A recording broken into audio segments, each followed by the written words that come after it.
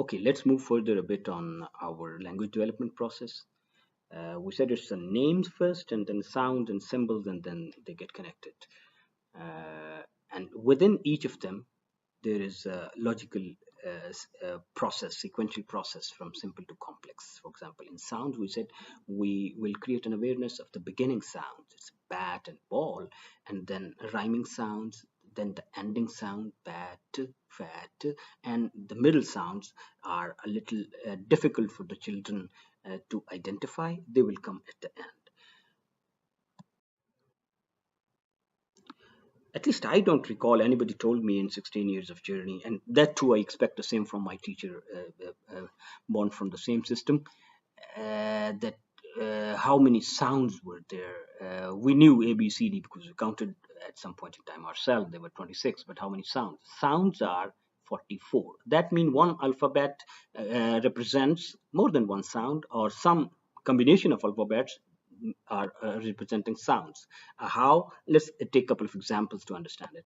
Now, it can be as simple as A for apple. Now, it has only A will appear only in terms of spellings as A. But look at T.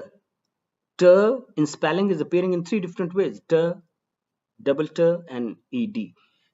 Now, ed in the a few examples like dropped, kicked, jumped, stopped. It's not d, it's t because it comes so quickly that we speak it like t. But at the same time, in some of those past tenses, the gap is a little more, and we pronounce it d. Played, rained, stayed. So the same ed is giving different sounds. So we have to kind of be that polished so that the children also get the same sort of understanding. Does not mean that explicitly we have to say, no, you are wrong, do it t and don't do it d. We have to learn ourselves and do it.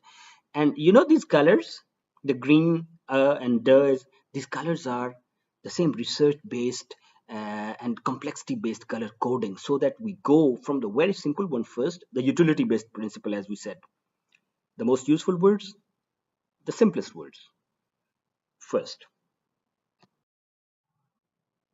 Couple of more examples, a few more examples are: fur can represent itself in many ways, like we know, ruffian, rough, elephant, like chicken, puncture, picture, right? And likewise, and n. They seem very simple, but when we look at it, yeah, we know gnome, mnemonic, and knife. The same sound n represents itself in more than one ways. A few more examples we see next. This is another example.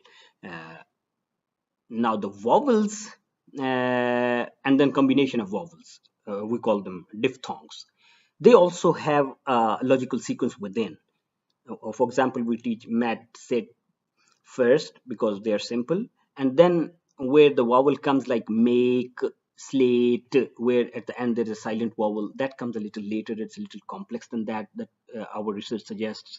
And then these diphthongs and combinations, they come a little later in the sequence. If we try to put them earlier, words will come, but we will not emphasize. Yeah, words will come like mouth, but understanding of the word ow, we will not emphasize. They will not be the focus. Focus will be according to the research suggested um, pattern. So see, the represent yourself in so many different ways. As a teacher, we should learn all these very specifically, particularly, and should have this phonemic chart in our kit, in our planner corner. Thank you. The second part that we are discussing here is social interaction. We said school, class is a social place, but it's a little a better social place. It's a corrective social place. We want that. Let's learn something from here. We can spread it, the beauty of that interactions into the society. It shouldn't be the other way around, right? We shouldn't bring the outside's dirt into our schools. So we have to be very polite, soft, and looking educated in these interactions. So exhibiting, how do we advise, and how do we request, and how do we ask, and how do we pause and change the topic, this all should come a little sentences that children learn from us, hear from us, and then they start using.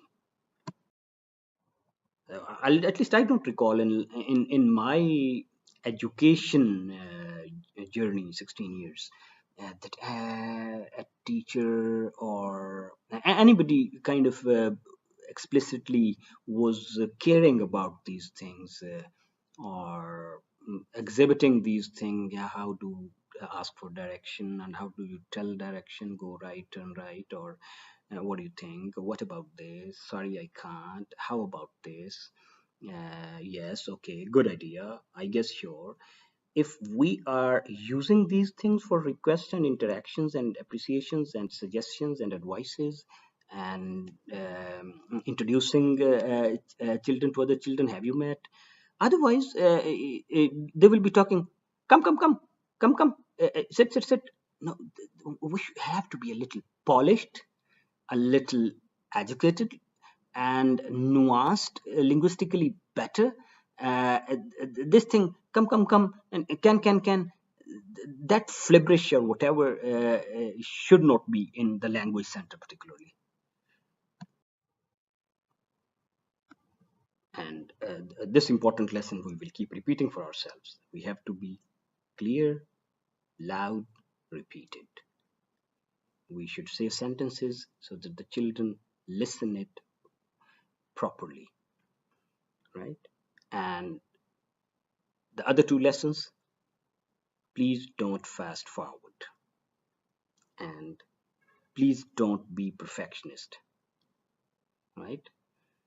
Particularly in the language interactions, there is a tremendous variability among the children, and they are processing in their minds, but it takes time for them to produce, right? Thank you very much.